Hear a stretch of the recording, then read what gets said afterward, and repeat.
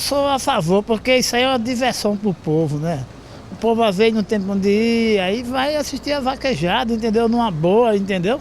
Eu sou daqui do Nordeste, sou do interior, terra de vaquejada, mas nunca fui uma vaquejada. Não É contra, então? sou. Favor. Por quê? Gera muito emprego. Eu sou a favor. Por quê? Porque eu fui nascer e me criei dentro da vaquejada e não vou deixar essa tradição nunca para trás. Na verdade, eu sou a favor, Por quê? porque é um tipo de diversão, eu não vejo maltratar os animais. Favor.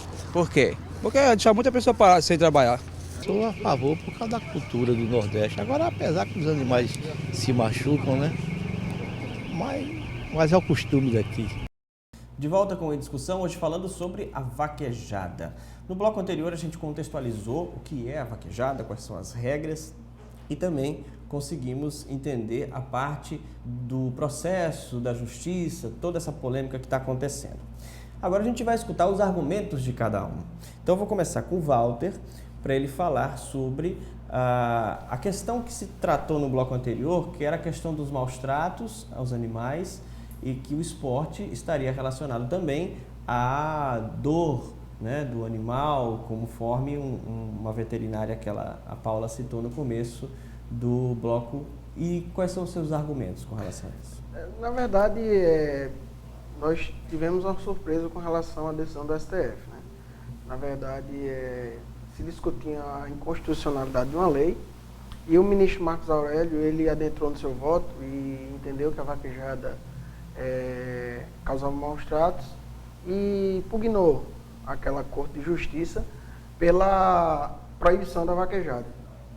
Evidentemente, pegou todo mundo de surpresa, porque não esperávamos adentrar nesse método que ficasse na inconstitucionalidade da lei, até mesmo existe um confronto em dois dispositivos constitucionais, né, um que trata da preservação das manifestações culturais e outra que trata com relação à proteção dos maus tratos dos animais.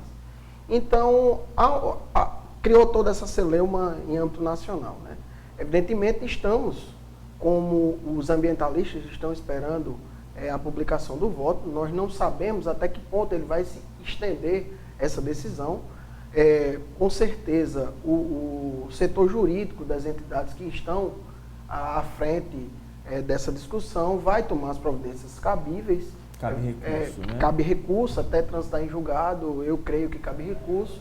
Existe duas leis federais que estão em vigência, uma foi promulgada por Fernando Henrique, de 2001, e outra por Dilma Rousseff, em 2013, que reconhece a vaquejada e reconhecem o vaqueiro como profissional da lida, do adestramento e da competição. Então, é até uma falta de compreensão para que a gente possa analisar de uma forma bem abrangente como é que você vai se proibir algo se você tem um reconhecimento de uma profissão. Você deu o direito àquela pessoa que trabalha com uma determinada atividade ser reconhecido, ter seus direitos junto a suas leis trabalhistas, na verdade. Então, você declarar aquela proibição, o que também nos causou estranheza foi que muitos ministros, em seu voto, e vale ressaltar que foi maioria simples, né? A votação ficou empatada e a presidenta do STF, ela desempatou e não conheceu propriamente o que é realmente a vaquejada. Porque se houvesse anteriormente um trabalho de conhecimento, de estudo do impacto que haveria com a proibição da vaquejada, certo? E realmente um laudo técnico oficial, certo? Porque da mesma forma que existem laudos que constatam que há os maus tratos requeridos pelos ambientalistas, pelos protetores, que nós também somos protetores, vale também ressaltar isso, existem laudos que nós pagamos, certo? Por entidades que têm representação em todo o Brasil. Então, a gente tem que chegar até um denominador comum, porque eu digo com toda franqueza, nós não vestimos a camisa dos maus tratos. Nós somos tidos, hoje estamos tidos por uma pequena parcela da população como criminosos, Não existe crime que defina que a vaquejada é crime.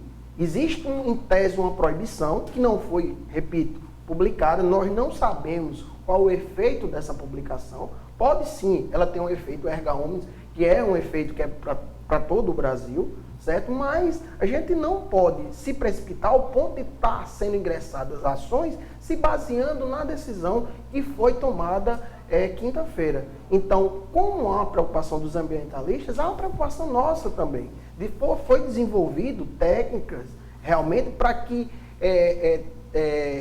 coisas que eram feitas há 10, 20 anos atrás, no manejo, no adestramento, no próprio esporte, fosse banido. Hoje a vaquejada, o vaqueiro obrigatoriamente tem que usar um capacete, tem que usar uma luva de 5 centímetros para não danificar o rabo do boi. Existe um protetor de cauda que eu trouxe até aqui, trouxe para mostrar a vocês, que esse protetor de cauda foi desenvolvido pelo um laboratório em São Paulo bem conceituado. Isso aqui foi um ano de experimento. Esse protetor de cauda ele é introduzido na maçaroca do boi, no rabo do boi, e o boi corre uma vez. No final da pista tem um fiscal de pista que ele retira esse protetor de cauda, para que o rabo do boi não fique comprimido. O boi automaticamente correu uma vez e é retirado isso aqui. Fizemos uma vaquejada agora em Mossoró com 1.300 inscritos. 1.300 competidores. Não foi constatado nenhuma lesão em nenhum animal.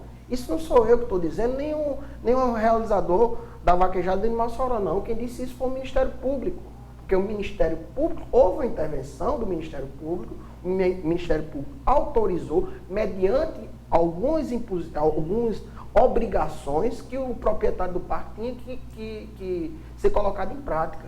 Então, há realmente uma modernização, uma adequação ao desenvolvimento humano. A gente não pode querer fechar os olhos, a gente não pode querer acabar com algo que venha há séculos se desenvolvendo no Nordeste, que é cultura, é objeto de geração de emprego, entendeu? Hoje a vaquejada, exemplo maior do que a vaquejada hoje, foram os movimentos que aconteceram no dia 11. Mobilizamos mais de 120 municípios do nosso Brasil. Não se ateve só ao Nordeste. Então, a gente tem que ter um pouco de responsabilidade para a gente saber o que é que a gente vai querer com o próximo. A gente não pode pensar só na gente. A gente tem que pensar nessas 700 pessoas que vivem direto e indiretamente da vaquejada. O Francisco, diante desses argumentos que ele falou a respeito da questão da profissão, que é regulamentada, e aí que se enveredou pela questão do caminho dos maus-tratos. A partir do momento em que se julga inconstitucional, como é que fica a questão da profissão de vaqueiro, da vaquejada? O legislador, seja o legislador municipal, estadual, federal, ele vai legislar sobre qualquer assunto, quaisquer assuntos que sejam de interesse local, de interesse regional ou de interesse nacional. Agora, o modo pelo qual aquele assunto é legislado, é posto a viger, a vigorar, é que pode afrontar ou não a Constituição. E foi o que aconteceu. Aí, a lei do vaqueiro afronta a Constituição, propriamente dita a Constituição? Não, ela não afronta a Constituição direta e frontalmente, como o fez a lei da vaquejada do Estado do Ceará, como faz a lei da vaquejada do Estado paraibano. Mas, como é que fica então essa profissão do vaqueiro? Simplesmente não vai mais poder existir. Porque qual é o efeito da decisão do STF? Publicado o acórdão, simplesmente pelo fato de o fundamento desse acórdão ter sido a crueldade e os maus-tratos, e ainda, Rafael, pelo fato de o artigo 32 da Lei dos Crimes Ambientais dispor que maus-tratos é crime, então, quer isso dizer que toda a vaquejada que porventura acontecer vai estar dentro da ilegalidade. Vai ser ato criminoso, um crime ambiental, promover-se vaquejada. E aí, não só aqui, não só no Ceará, mas aqui na Paraíba ou em qualquer estado brasileiro ou em qualquer município do estado brasileiro. Paula, ele explicou até agora que até o Ministério Público fez um acompanhamento dos animais e não foi constatado maus-tratos. Se a vaquejada não tiver indícios de maus-tratos, a senhora acredita que ela deveria continuar a acontecer? Mas maus-tratos não é só o arrancar a cauda. não é só o quebrar a perna, não é só o quebrar o pescoço, mas e os maus tratos mentais? Quem é que está lá arguindo? E a veterinária já falou a respeito disso. Hoje nós tivemos uma outra entrevista em que outro veterinário falou a respeito dessa questão. Então, a gente sabe que o dano psicológico existe também. E eu não acho irresponsabilidade se discutir essa questão. Essa é uma questão que a gente vai ter que levar em consideração para todas as ações e atos que tragam danos, quer aos animais, quer aos rios, quer a todos os ecossistemas que existem. Ou seja, ou o homem busca viver harmonicamente com a natureza, ou ele não vai subsistir, é óbvio, né? Porque ele faz parte desta mesma natureza.